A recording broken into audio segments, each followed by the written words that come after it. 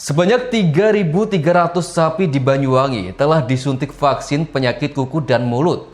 Jumlah tersebut sesuai dengan dosis vaksin PMK yang diterima Banyuwangi pada tahap pertama ini.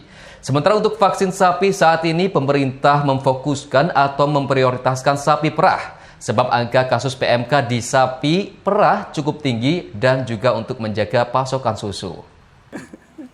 Pemerintah Kabupaten Banyuwangi, Jawa Timur telah menuntaskan vaksinasi tahap pertama untuk mengantisipasi penyakit mulut dan kuku pada hewan ternak.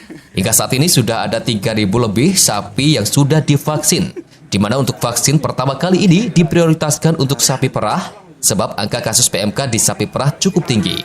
Hal ini juga dilakukan pemerintah daerah untuk menjaga pasokan susu. Tak hanya sapi perah saja, dari ribuan vaksin tersebut juga disuntikan kepada sapi potong yang berada di sekitar kawasan sapi perah, maupun wilayah-wilayah rentan seperti sekitar kejadian PMK, perbatasan atau wilayah dengan populasi ternak tinggi. Dijelaskan Kabid Kesehatan Hewan dan Kesehatan Masyarakat Veteriner Dispertan Pagan Banyuwangi, Dr. Hewan Nanang Sugiharto, vaksinasi PMK diberikan sebanyak 3 tahap, di mana tahap kedua akan diberikan 5 minggu setelah vaksinasi pertama. Sementara booster diberikan 6 bulan setelah vaksinasi kedua. Sementara untuk persyaratan hewan ternak yang bisa mendapatkan vaksin PMK diantaranya berusia minimal 2 minggu dan masa pemeliharaannya lama yang artinya tidak akan dipotong minimal dalam 1 tahun ke depan.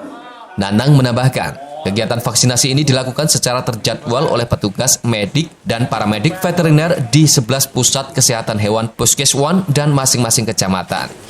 Sebelumnya Banyuwangi juga telah sigap melakukan berbagai upaya mencegah penularan PMK di daerah, mulai melakukan penyemprotan disinfektan di kandang-kandang ternak hingga pengetatan lalu lintas ternak.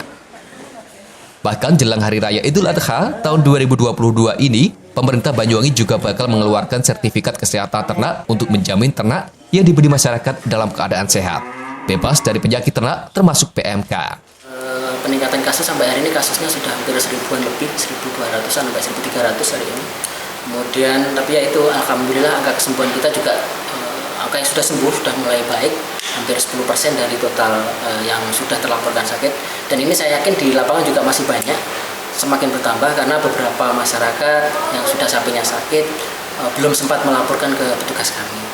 Jadi kalau kita lihat testimoni dari beberapa di sana, oh sudah sembuh Pak, tapi kemudian kita lihat datanya juga belum laporan sembuh. Jadi secara prinsipnya banyak yang sudah sembuh dan faktor angka kematian juga masih rendah, sampai hari ini masih hanya 2 ekor yang mati dari kasus yang ada. Abdul Aziz, CTV.